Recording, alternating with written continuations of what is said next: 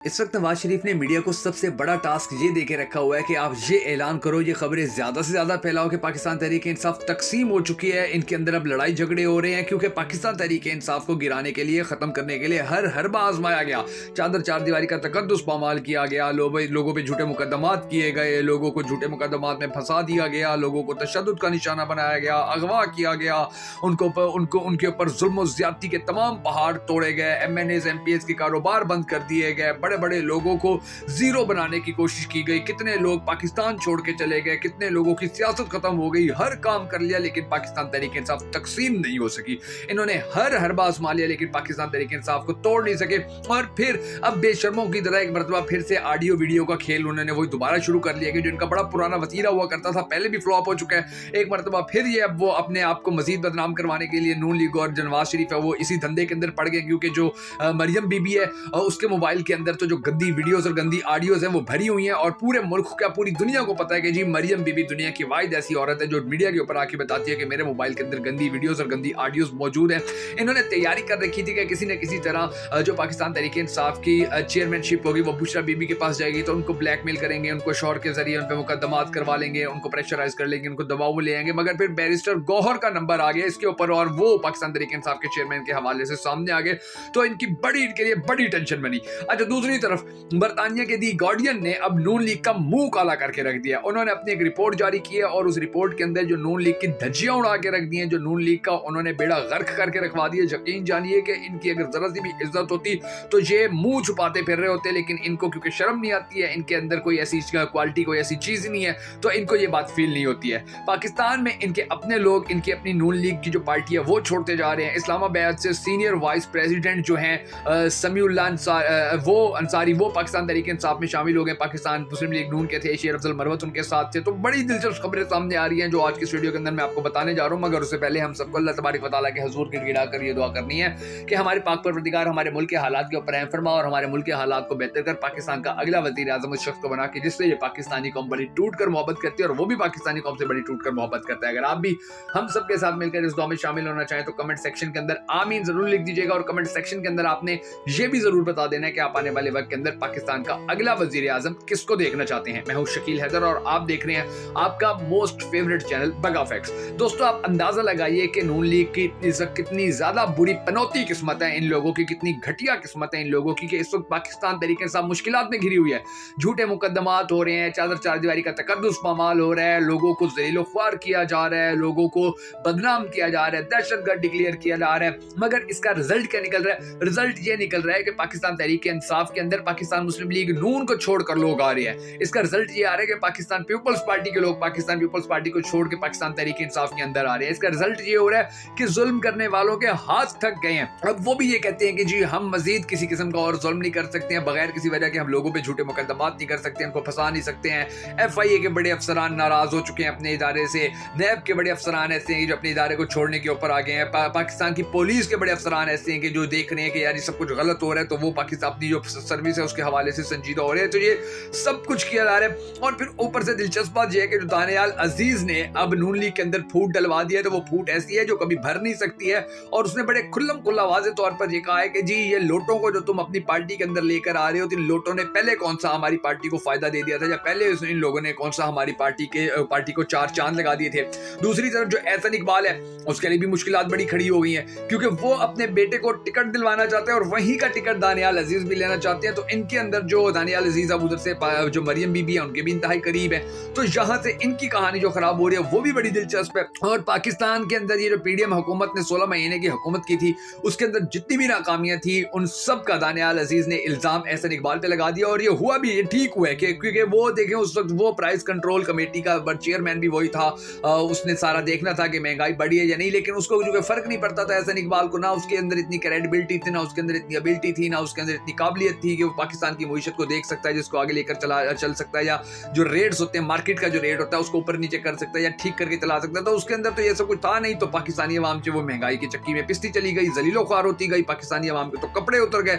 वो वजीर आजम जो ये कहता था कि जी मैं अपने कपड़े बेचकर पाकिस्तानी अवाम के मसाइल हल करूंगा, उसके मशीरों ने, उसके नीचे के वुज़रा ने पाकिस्तानी अवाम के कपड़े उतार के रख दिए, मगर उसको फर्क नहीं पड़ा था। अब ये जो सब कुछ होता रहा है लाहौर के अंदर, अब देखें फिर गेम जो है वो सारी उल्टी होना शुरू हो गई। शादरा کے اندر اب یہ خبر سامنے آ رہی ہے کہ پاکستان تحریک انصاف بہت بڑا ورکر کنونشن کرنے جا رہی ہے اور اس کے اندر بھی شیر افضل مروت ہیں وہ بھی ہوں گے, اور اس کنونشن کے حوالے سے باقاعدہ طور پر اکمل خان باری نے کہا ہے کہ ایسا کنونشن لاہور کی تاریخ میں نہیں ہوا کہ جتنا اب ہوگا. اب میں آپ کو بتاتا ہوں کہ دی گارڈین نے ان کے منہ پہ کالک کس طرح مل دیا, دی گارڈین نے ان کی اوقات, ان کی اصل حیثیت کس طرح پوری دنیا کو دکھا دی. انہوں نے ایک رپورٹ جاری کی اور اس رپورٹ کے اندر واضح طور پر لکھا ہے کہ پاکستان میں نواز شریف کو اس وقت پرو لاڈلا بنانے کی بھرپور کوشش کی جا رہی ہے. الیکشن کمیشن نے جو حلقہ بندیاں کی ہیں وہ بھی نواز شریف کی مرضی کے مطابق کی ہیں. اس کے علاوہ 103 ریکارڈ جو اعتراض, یعنی کہ 103 اعتراض جو سامنے ہیں, یہ ریکارڈ ہے پاکستان کے الیکشن کے اندر کہ اتنے اعتراض پہلے کبھی نہیں الیکشن کے اوپر آئے تھے کہ 103 اعتراض جو ہیں وہ سامنے آئے ہیں کہ یہ آپ نے جو حلقہ بندیاں کی ہیں یہ غلط ہیں.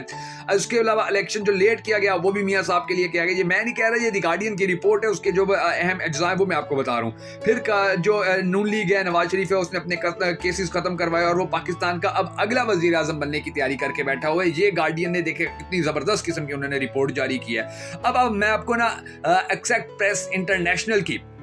ایک رپورٹ ہے وہ بھی بڑی دلچسپ ہے.